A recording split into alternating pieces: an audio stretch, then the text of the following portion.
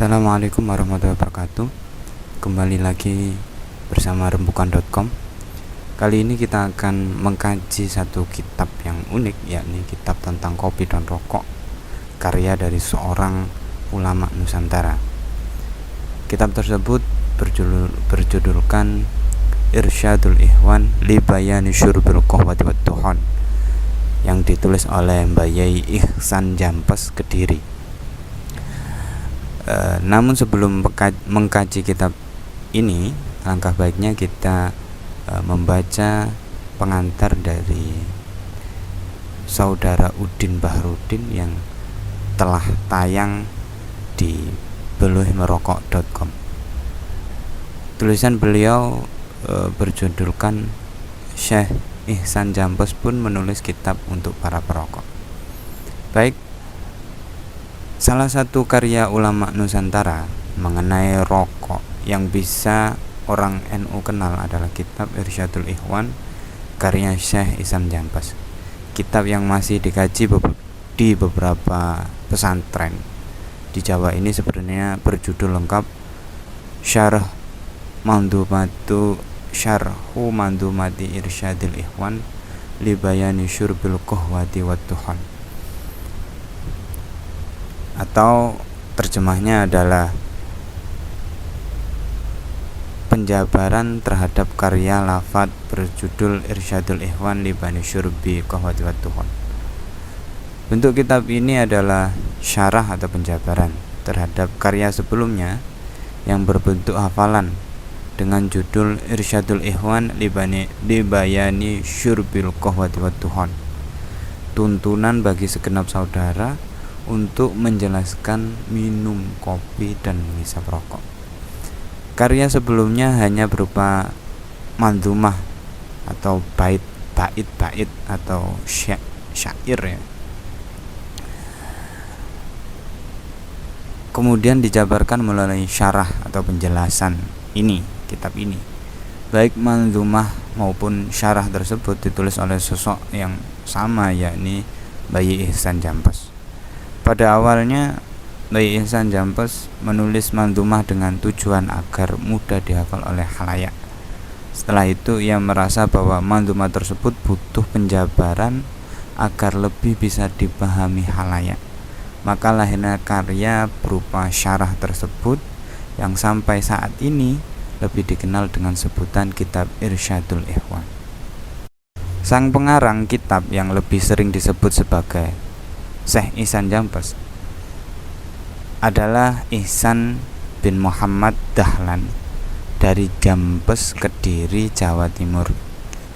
Jampes kini merupakan nama sebuah dusun yang termasuk bagian dari Desa Putih, Kecamatan Gampeng Rejo, Kabupaten Kediri. Ayah Syekh Ihsan adalah Kiai Muhammad Dahlan, seorang santri yang dikenal sebagai seorang kiai yang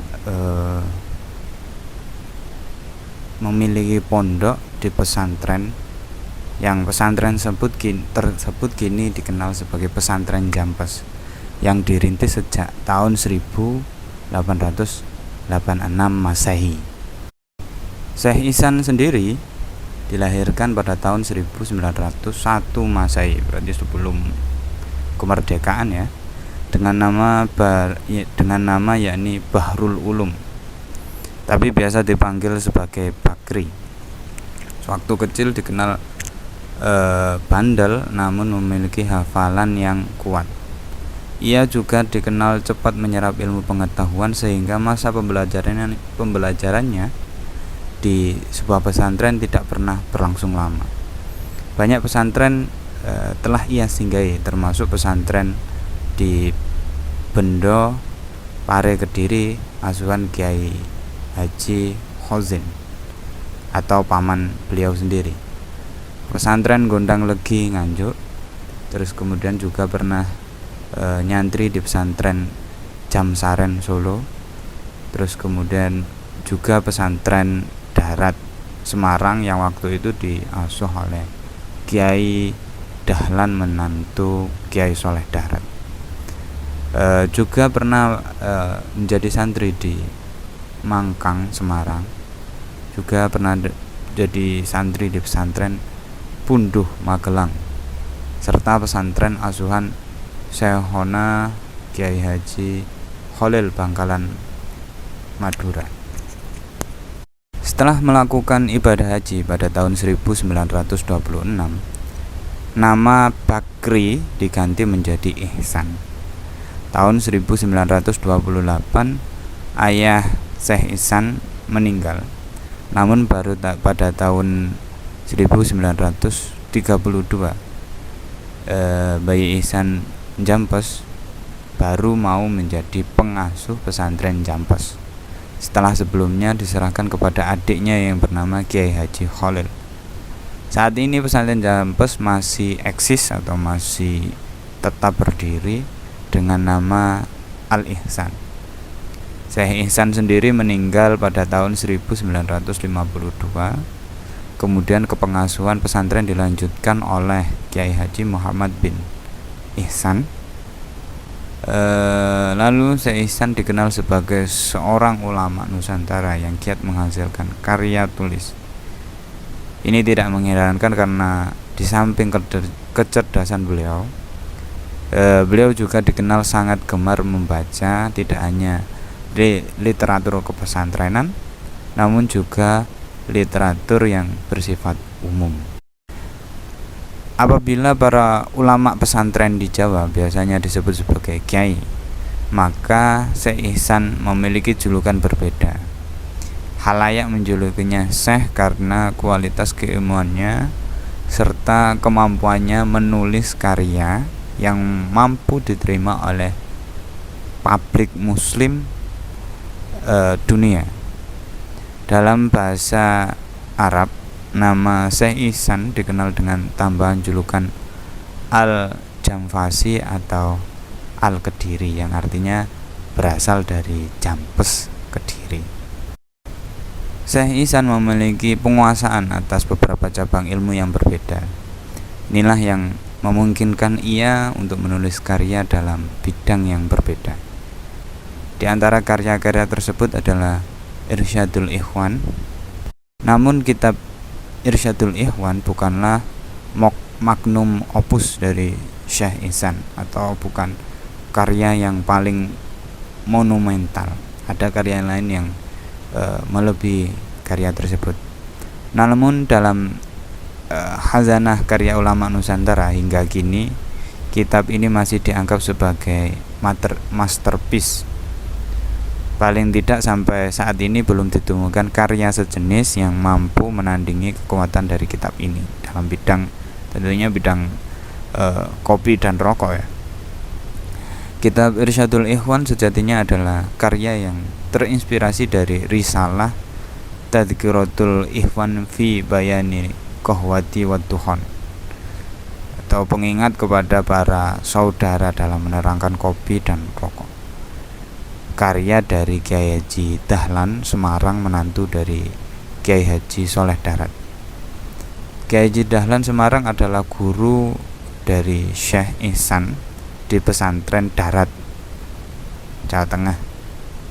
Pengasuh pesantren ini sepeninggal Kiai Soleh Darat di tahun 1903. Ia sebenarnya bukan asli putra Semarang, namun berasal dari Tremas, Pacitan, Jawa Timur. Konon ia adalah adik dari Syekh Mahfud Tremas yang bersamanya menuntut ilmu di Makkah. Sebagai seorang murid, Syekh Ihsan merasa bahwa karya gurunya tentang rokok, yakni Risalah Tadhkiratul Ikhwan, perlu untuk dipahami oleh khalayak.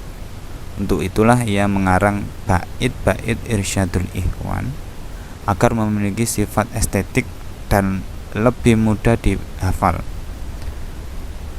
Lebih lanjut, ia membuat syarah atau penjabaran atas bait-bait tersebut menjadi sebuah kitab yang bisa didapatkan hingga saat ini.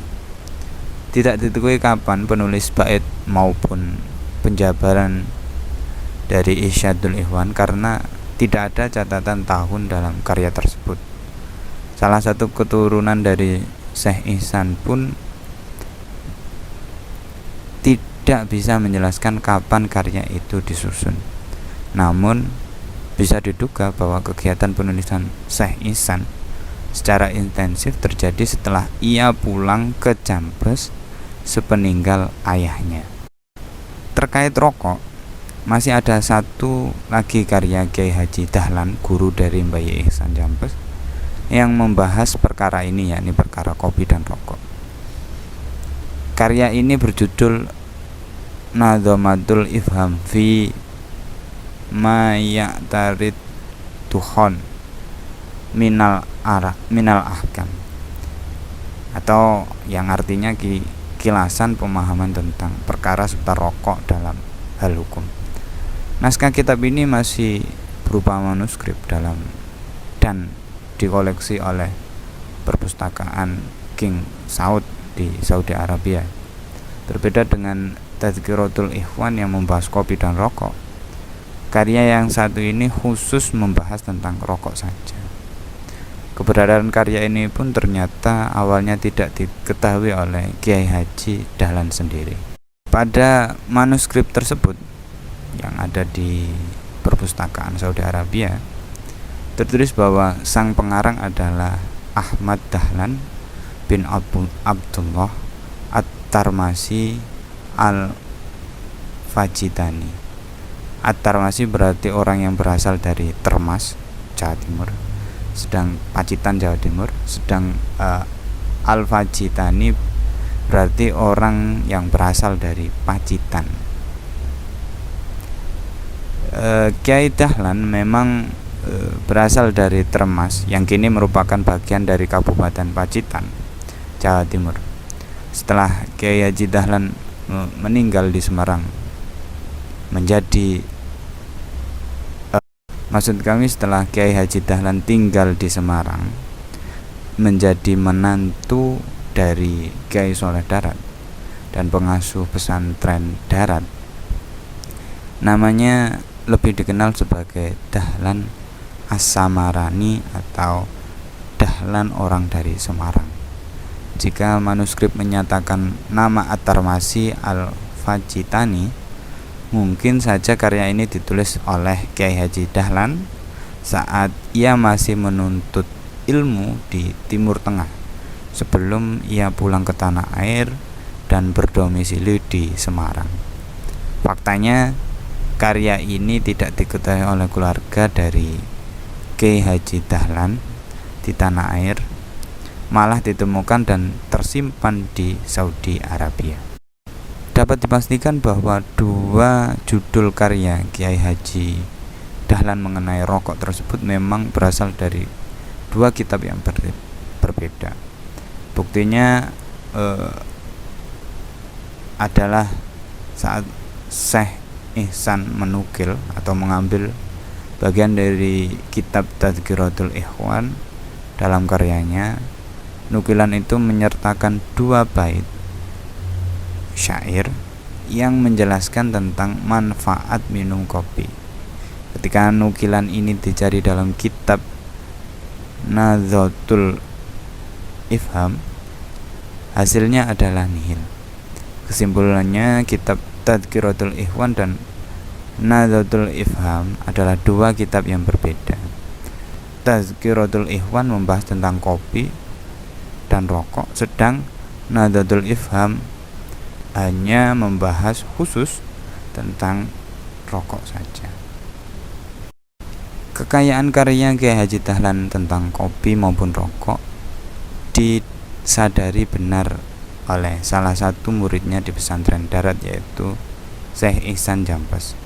Pada akhirnya Syekh Ihsan mengarang risalahnya sendiri mengenai kopi dan rokok untuk menguatkan dan melestarikan karya Kiai Haji Dahlan tentang hal yang sama. Karya Irsyadul Ikhwan yang ditulis oleh Syekh Ihsan sendiri belum sepenuhnya dikenal oleh khalayak pesantren Nusantara maupun santri-santri NU. Beberapa pesantren memang dijadikannya sebagai kitab yang diajarkan, menjadikan kitab ini sebagai bahan ajar. Namun belum tentu semua pesantren pernah mempelajari kitab ini. Para kiai baik perokok maupun tidak, ternyata tidak semuanya mengoleksi bahkan mengetahui kitab tersebut. Satu usaha yang cukup membuat kitab ini terkenal adalah usaha dari Elkis, yakni menerjemahkan kitab ini dalam bahasa Indonesia pada tahun 2009. Kitab ini juga tidak muncul dalam Babsul Masail yang menyentuh isu rokok pada Muktamar NU 1927. Mungkin saja karena pada waktu itu kitab ini belum ditulis. Pada Babsul Masail GGNU di Surabaya tahun 2010 pun kitab ini tidak dijadikan sebagai salah satu referensi sumber atau ibarah.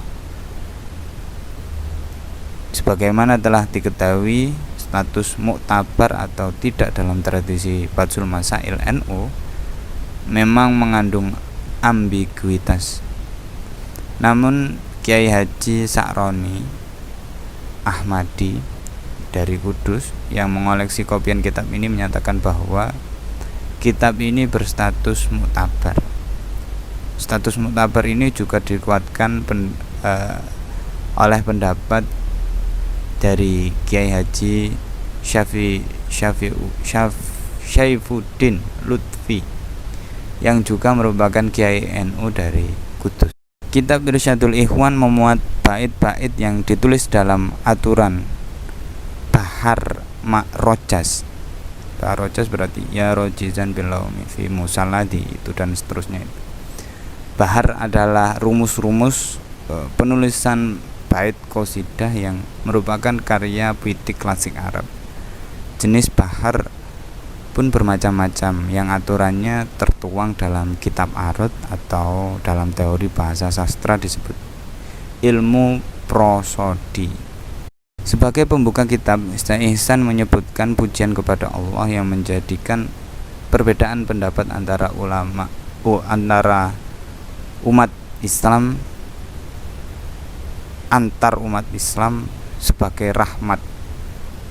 Ungkapan ini bermakna sangat dalam karena sejak awal Syekh Ihsan telah memberikan landasan pemahaman bahwa pembahasan rokok memang melahirkan ikhtilaf antar banyak ulama. Ikhtilaf ini pula yang selanjutnya dipaparkan apa adanya dalam kitab tersebut. Ada 4 bab yang termuat dalam kitab. Yang pertama menerangkan seputar permasalahan kopi dan rokok.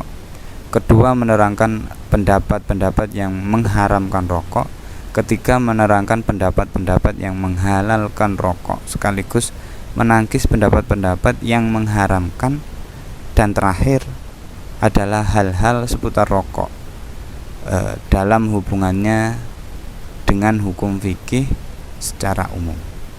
Persoalan kopi hanya cukup dibahas pada satu bab saja, mengingat ikhtilaf pada status kopi ini tidak begitu menguat. Kebanyakan ulama memutuskan bahwa status kopi adalah mubah, seperti halnya air putih dan nasi.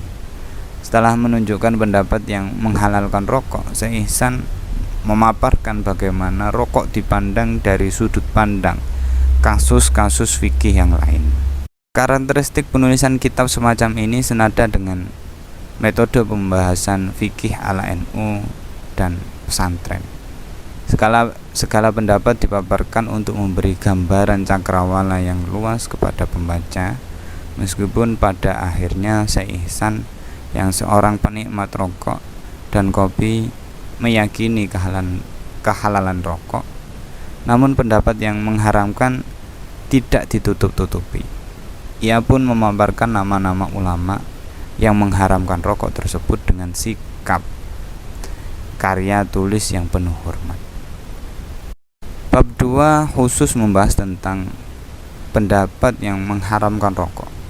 Ada banyak nama ulama di sini yang dipaparkan beserta argumentasi yang membangun pandangan mereka. Pada akhirnya bab ini ada sedikit kilasan atau atas argumentasi secara umum yang membangun keputusan rokok oleh para ulama. Pada bab ketiga, nama yang ditulis pertama sebagai ulama madhab yang menghalalkan rokok adalah Syekh Abdul Ghani An-Nablusi yang hidup di sekitar tahun 1948 Hijriah. Ulama madhab Hanafiyah memiliki risalah berjudul As-Sulhu Bainal Ikhwan fi Hukmi Ibahati Syurbid Duhan, yang sebagian isinya dicuplik oleh Syekh Ihsan. An-Nablusi menyatakan bahwa banyak orang yang bodoh keliru dalam menyebut bahwa tembakau itu merugikan badan dan akal. Sebaliknya, menurut An-Nablusi, tuduhan itu salah, sehingga tembakau mesti kembali kepada hukum asalnya, yakni mubah. Bagian karya An-Nablusi yang dicuplik oleh Syekh Ihsan dalam kitabnya merupakan bait-bait syair dalam rima sastra Bahar Basit. Halaman akhir dari karya An-Nablusi yang baitnya dinukil dalam kitab Irsyadul Ikhwan karya Syekh Ihsan Jampes. Selanjutnya dijelaskan nama-nama lain yang mendukung kebolehan rokok, yaitu Asyib-Bramalisi yang hidup di tahun 1087 Hijriah, Al-Halabi 1044 Hijriah, Al-Barmawi 1106 Hijriah, dan Al-Balibi 1077 Hijriah. Nama-nama ulama yang ditulis oleh Syekh Ihsan sebagai pendukung kehalalan rokok tersebut semuanya merupakan ulama Mesir yang bermadhab Syafi'i. Menurut Al-Babili, rokok itu mengandung keharaman namun tidak bersifat li zatihi inherent, melainkan karena faktor eksternal. Maksud dari faktor eksternal di sini adalah jika orang tahu bahwa rokok itu akan mengakibatkan bahaya baginya, saat itulah keharaman rokok akan timbul. Secara inheren, rokok itu tidak bersifat memabukkan dan bukan juga termasuk barang yang najis. Syekh Ihsan kemudian menjawab persoalan seputar rokok dianggap sesuatu najis karena mengalami proses penyiraman homer, disiram dengan air atau cairan homer atau arak. Ia menyatakan bahwa keharaman itu berasal dari kenajisan yang datang dari luar, sedangkan Ibnu Rushdi sendiri menganggap bahwa asap dari perkara yang najis pun dihukumi tetap suci. Untuk itu rokok dihukumi haram untuk orang tertentu yang dapat kena bahayanya, sedangkan menyatakan bahwa rokok itu berbahaya secara mutlak adalah hal yang keliru. Malah rokok sendiri menurut Mas'ud bin Hasan Al-Qonawi yang hidup di sekitar tahun 1205 Hijriah, ulama madhab Syafi'i dari Mesir, beliau berpendapat bahwa rokok adalah hal yang bisa mengobati beberapa jenis penyakit termasuk serak. Syekh Ihsan menambahkan bahwa hukum asal dari rokok adalah mubah. Bahkan rokok itu dapat menambah kefasihan berbicara, menjadikan seseorang bersemangat. Pada bagian akhir bab ketiga, Syekh Ihsan mulai merumuskan pendapat yang bisa dijadikan pedoman. Pada rumusan pendapat ini yang digunakan sebagai rujukan bukan lagi risalah-risalah yang secara khusus membahas rokok, namun kitab-kitab fikih secara umum yang pembahasannya lebih luas. Sebagai kesimpulan, status yang ditegaskan Syekh Ihsan Jampes atas rokok adalah jawaz atau boleh, yang memuat sifat karoha, makruh atau dibenci, tapi ditegaskan bahwa karoha atau status makruh itu dengan syarat apabila si perokok itu bisa meninggalkan rokok tersebut. Apabila si perokok tidak bisa meninggalkan rokok, maka kemakruhan rokok itu gugur. Pada bab keempat berisi tentang hukum lain yang akan bersangkut paut dengan urusan rokok. Bab ini ditulis dengan asumsi bahwa rokok adalah hal yang boleh, namun para perokok juga mesti paham dengan hukum-hukum lain seputar rokok. Hukum-hukum lain ini adalah semisal makruh meletakkan rokok sembarangan yang bisa merusak sampul dari penjilid kitab, atau bisa menyebabkan kebakaran, atau bisa menyebabkan orang terbakar atau terkena dari api dari rokok sendiri. Rokok juga makruh dilakukan dalam majelis pembacaan Al-Quran. Merokok juga perkara yang membatalkan puasa. Merokok yang berakibat mengotori masjid juga termasuk perbuatan yang haram juga. Dengan begitu kitab dari Mbak Ye Ihsan Jambes ini menulis atau membahas tentang rokok secara objektif, baik itu manfaat ataupun madharatnya. Sekian muqaddimah atau pengantar dari kajian yang akan kita buat, yakni kajian kopi dan rokok, kitab dari Mbak Ye Ihsan Jambes.